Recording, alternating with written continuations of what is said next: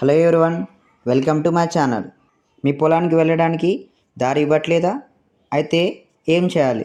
So ఇది చాలా మంది గ్రామాల్లో ఎదుర్కొంటున్నటువంటి సమస్య. సో చట్టపరంగా ఈ ప్రాబ్లమ్ని ఎలా సాల్వ్ చేసుకోవాలి అనేది ఈ వీడియోలో వివరించడం జరిగింది. చివరి వరకు చూడండి, 100% మీకు యూజ్ఫుల్ ఉంటుంది. ఎవరైతే నా ఛానల్ సబ్స్క్రైబ్ చేయలేదో సబ్స్క్రైబ్ చేసుకోండి. సో కంటెంట్లోకి వెళ్తే, ఈ దారి సమస్య అనేది చాలామంది చాలా గ్రామాల్లో ఎదుర్కొంటున్నటువంటి ప్రస్తుతం ఉన్నటువంటి సమస్య అనమాట. జనరల్గా విలేజ్లో ఉన్నటువంటి వాటిలో నక్ష బాటలు, డొంక బాటలు, కాలి బాటలు లేదా బండ్ల బాటలు అనేది అనే విధంగా ఏర్పాటు చేయడం జరిగింది గవర్నమెంట్ సంబంధించినటువంటి భూములలో. 2010 నుంచి ఇప్పటి వరకు ఈ భూమి రేట్లు అనేది విపరీతంగా పెరిగిపోవడం వల్ల ఏం జరిగిందంటే, ఈ నక్ష బాటలు కావచ్చు, లేదంటే డొంక బాటలు, కాలినడకన వెళ్ళిన బాటలు, బండ్ల బాటలు అన్నింటినీ కూడా ఆ దారికి దగ్గరలో ఉన్నటువంటి యజమానులు అయితే ఉన్నారో, భూమి యజమానులు ఆక్రమించడం అనేది జరుగుతూ వస్తుందన్నమాట. సో ఇంకా దారుణమైనటువంటి విషయం ఏంటంటే, ఈ నక్ష అంటే ఈ గవర్నమెంట్ సర్వే మ్యాప్లో ఉన్నటువంటి గవర్నమెంట్ ల్యాండ్ కూడా ఆక్రమించడం అనేది జరుగుతూ వస్తుంది.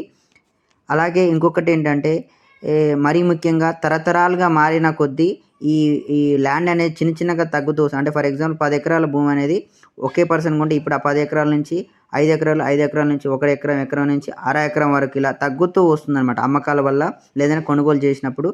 ఈ అమ్మకాలు కొనుగోలు వల్ల కూడా ఈ భూమి కాస్త చిన్న చిన్నదిగా డివైడ్ చేయబడాల్సి వస్తుంది. అంటే ఫర్ ఎగ్జాంపుల్ సర్వే నెంబర్లో ఒక 4 ఎకరాలు ఉంటే ఆ 4 ఎకరాలు ఒకరి చేతిలో ఉండడం వేరు, అదే 4 ఎకరాలు నలుగురు చేతుల్లో వెళ్ళినప్పుడు ఆ నలుగురికి కూడా దారి అనేది అవసరం వస్తుందన్నమాట. ఇలాంటి సమస్య కూడా ఏర్పడుతుంది. సో పైన చెప్పినట్టు దారిని ఆక్రమించినా, లేదంటే ఈ ల్యాండ్ అనేది తగ్గుతూ వచ్చినప్పటికి కూడా ఏర్పడ్డటువంటి దారి సమస్యల్ని పరిష్కరించుకోవాలంటే మనం మేజర్గా గుర్తుపెట్టుకోవాల్సిన విషయాలు ఏంటంటే 3 ఉంటాయి అన్నమాట. సో ఫస్ట్ విషయం వచ్చేసి, మీ భూమికి రెవెన్యూ పట్టం ప్రకారం అంటే విలేజ్ మ్యాప్ ఆర్ నక్షాల ప్రకారంగా దారి ఉందా లేదా. అంటే మీ విలేజ్ మ్యాప్ని తెప్పించుకొని మీ భూమి ఎక్కడుందో ఫస్ట్ గుర్తించాలి. గుర్తించిన తర్వాత మీ భూమి దగ్గరలో ఒక చుక్కతో గీతలు లేదంటే 2 చుక్కలతో గీతలు ఉన్నాయా లేదా చూడాలన్నమాట. సో ఒకవేళ ఒక చుక్కతో మీ భూమి వద్ద గీత ఉంది అంటే దాని మీనింగ్ ఏంటంటే కాలిబాట ఉందని అర్థం అన్నమాట. 2 చుక్కలతో గీత కనబడుతున్నాయంటే బండి బాట కూడా ఉందని అర్థం.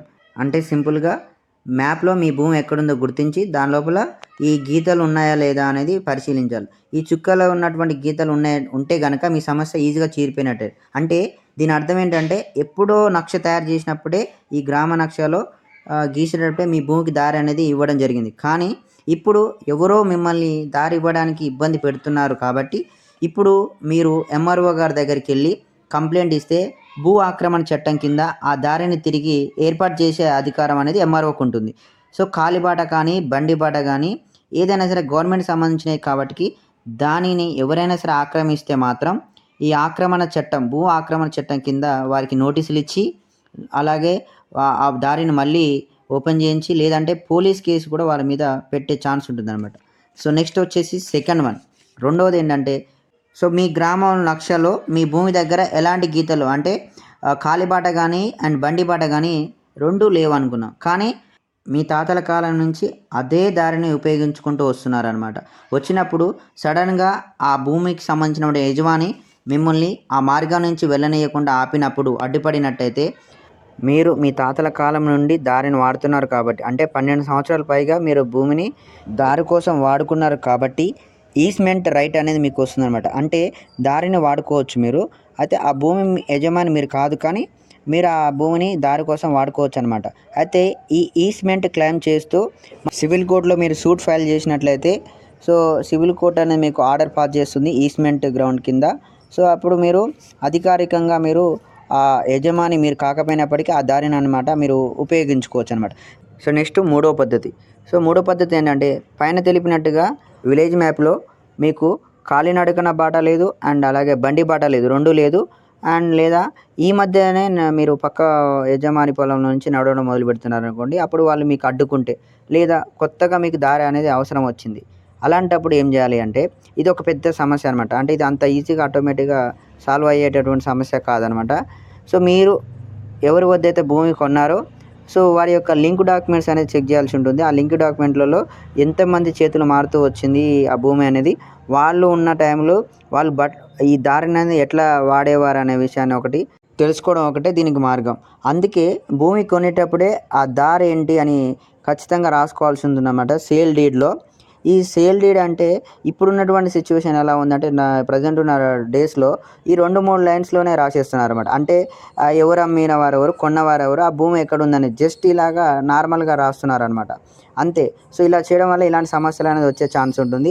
కానీ ఒక్కసారి సేల్ డీడ్‌ని ఒక 10 సంవత్సరాల కింద రాసినటువంటి సేల్ డీడ్‌లో ఒకసారి మనం చెక్ చేస్తే మాత్రం ఆ భూమికి సంబంధించిన చరిత్ర మొత్తం కనబడుతుందనమాట. అంటే దానికి ఉన్నటువంటి హద్దులేంటి, ఆ భూమి లోపల బావి, ఫర్ ఎగ్జాంపుల్ బావి ఎక్కడుంది, ఏ కార్నర్‌లో, ఏ మూలలో ఏ చెట్టు ఉంది, ఒకవేళ చెట్టు ఉంటే ఆ పక్కన ఉన్న వారికి హక్కు ఉంది ఆ చెట్టు పైన వచ్చేది, అండ్ ఆ భూమి వారికి హక్కు ఉంది. ఇలా కంప్లీట్‌గా డీటెయిల్స్ అనేది మనకు కనబడుతూ ఉంటుందన్నమాట.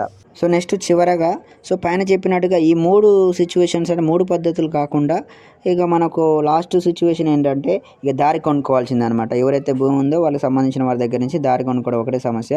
లేదా ఒకవేళ అదే సమస్య, దారి సమస్య ఎక్కువ మందికి ఉందనుకో, దాదాపు 100 మంది, 150 మందికి ఉన్నప్పుడు మాత్రం గవర్నమెంట్‌కి ఒక అప్లికేషన్ పెట్టుకుంటే గవర్నమెంట్ భూమిలో నుంచి కానీ, లేకపోతే ఎవరైనా ప్రైవేట్‌గా ఉన్నటువంటి వ్యక్తుల నుంచి అక్వైర్ చేసుకొని దారి అనేది ఏర్పాటు చేయడం జరుగుతుంది. లేదు అంటే ఇక ఫైనల్‌గా పర్మనెంట్ సొల్యూషన్ దొరకాలంటే మాత్రం రీసర్వే చేయడం వల్ల ఈ దారులు మళ్ళీ వేస్తారు కాబట్టికి రీసర్వే చేయడం వల్ల ఎలాంటి దారుల సమస్యలు ఉన్నా కూడా సాల్వ్ చేయొచ్చు. కానీ ఈ రీసర్వే కండక్ట్ చేసేది గవర్నమెంట్ కాబట్టికి అంత ఈజీగా రీసర్వే చేయడం కుదరదనమాట. కానీ ఒకవేళ అలా చేయడం వల్ల మాత్రం ఈ భూమికి సంబంధించినటువంటి దారి సమస్యలు మాత్రం ఈజీగా పరిష్కరించుకోవచ్చు. ఇదండి ఈ వీడియో. మీరు లా తెలుసుకోండి, గొప్పగా జీవించండి. మరిన్ని ఇలాంటి బెస్ట్ వీడియోస్ కోసం మీ లీగల్ అడ్వైజర్ ప్రవీణ్ బిక్కీ యూట్యూబ్ ఛానల్ని సబ్స్క్రైబ్ చేసుకోండి. Thank you so much for watching.